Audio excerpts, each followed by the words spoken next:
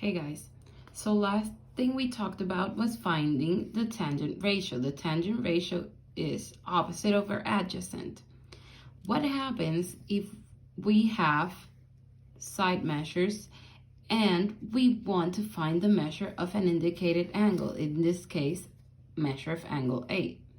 Well, to find the measure of angle A, I am going to use the tangent ratio. So the first thing I do is identify the tangent ratio.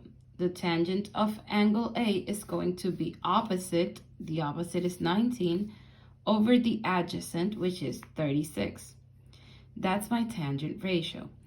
Then I am going to find the inverse tangent equation. So inverse tangent is the same thing as tangent -1, tan -1.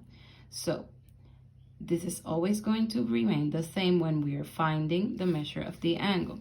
The only thing that is going to change is the tangent ratio that goes right besides it and the measure of the angle you're looking for. Because if we were looking for angle B, well, we would use angle B's tangent ratio and the letter B here, okay? So how do I solve that? For that, you're going to be using your equation. You can either use your scientific calculator, or if you don't have one, you can use your cell phones because they have scientific calculators. You just need to flip it, okay? Put it horizontally and you'll see your scientific calculator. You need to make sure that your calculator is in degree. So if you have a calculator like this one, you just press this button. It needs to say DEG. If it says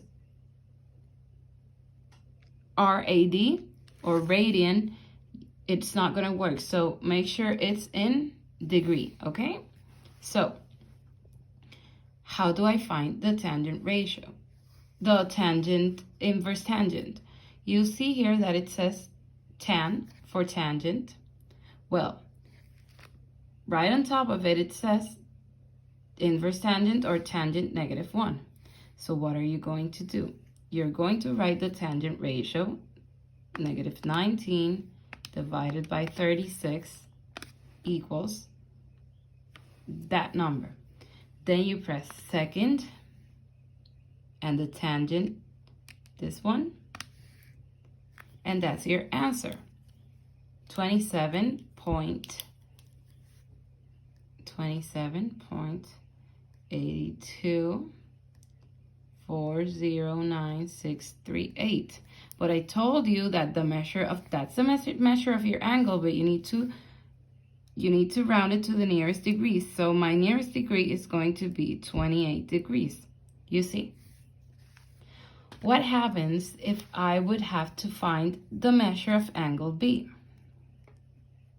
In order for me to find the measure of angle B, I need to write, first of all, the tangent of angle B, which is its opposite, which is 36, over its adjacent leg, which is 19. Then I'm going to write my inverse tangent, which is